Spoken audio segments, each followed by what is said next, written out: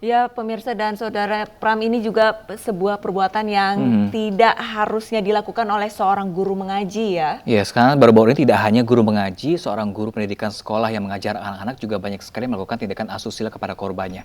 Dan pemirsa, untuk mengetahui secara langsung mengenai kejadian ini sudah bergabung bersama kami Bapak Kasat Reskrim Garut, ada Bapak AKBP Dede Sopandi. Halo, selamat siang Bapak Dede. Selamat siang, Bang Dede. Pak Dede, untuk motif pelaku melakukan pencabulan ini apa, Pak? Terima kasih, Pak. Untuk sementara motif yang dilakukan oleh pelaku guna untuk mengikuti daripada hasrat nafsunya, yaitu seolah dia itu mendapatkan wangsit. Ya. Jadi dia menyatakan kepada para korban bahwa dia tadi malam itu sebelumnya mendapat mimpi itu kan dijadikan sebagai wangsit, di mana dia telah melakukan bersetubuh dengan para korban. Oleh karena itu dia sampaikan kepada korban, karena dia itu semalam mendapat mimpi seolah-olah mendapat wangsit melakukan daripada persetubuhan dengan para korban. Akhirnya dia merayu kepada para korban untuk mengikuti daripada apa yang dia alami semalam atau mimpi daripada yang dianggap sebagai wangsit itu, Pak. Oke, Pak Dede, ini kan setelah kejadian ini apakah diketahui dari pelaku ini ada perilaku penyimpangan seksual sebelumnya? Gimana, Pak? Ya, Pak Dede, sejak ada kejadian seperti ini apakah diketahui ada perilaku penyimpangan seksual sebelumnya dari keseharian pelaku?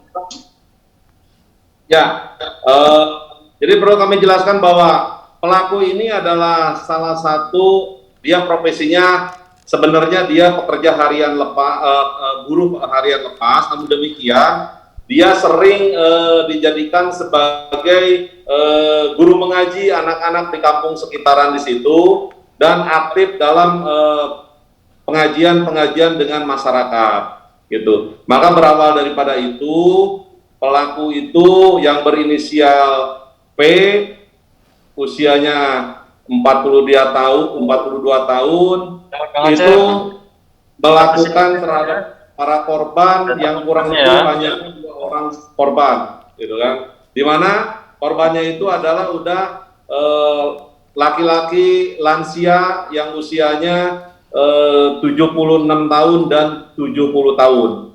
Pak Dede, ada kemungkinan korban lain tidak yang mungkin belum berani untuk melapor ke polisi?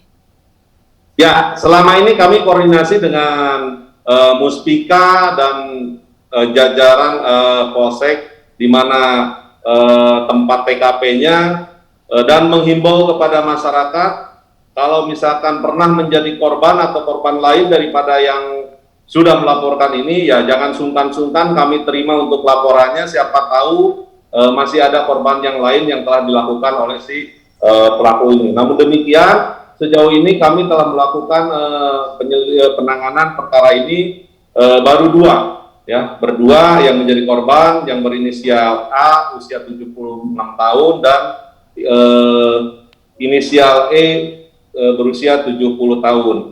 Dan karena mungkin dengan rentannya usia, dia tidak bisa berbuat apa-apa dan tidak bisa melawan secara fisik terhadap korban yang usianya lebih muda, di mana si pelaku ini masih berusia 42 tahun. Ya, Bapak, dengan kejadian ini bisa terungkap ini apakah atas berkat laporan dari korban yang lansia tersebut, Bapak? Ya, betul.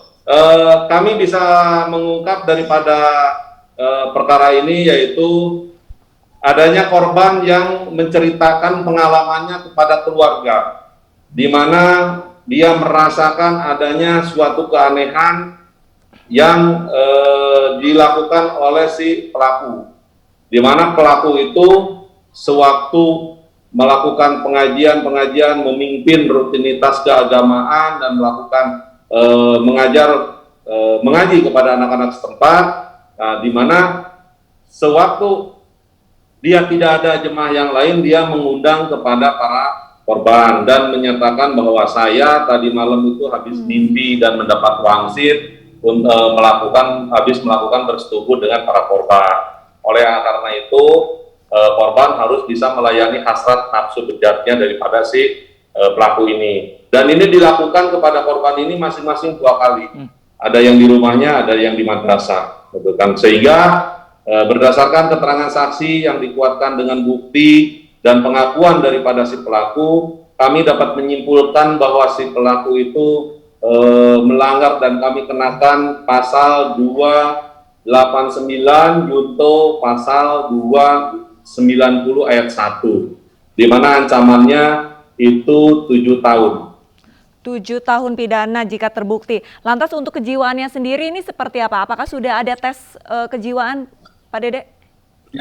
Ya, kami selama ini koordinasi terus dengan psikolog, dengan ini kejiwaannya untuk mengetahui daripada sifat atau misalkan daripada perilaku daripada si pelaku ini. Sampai sejauh ini kami lagi melakukan pendalaman, di samping kami melakukan penyidikan. Insya Allah mungkin dalam minggu-minggu ini berkas dan kami sudah koordinasi dengan JPU sudah bisa dinyatakan lengkap.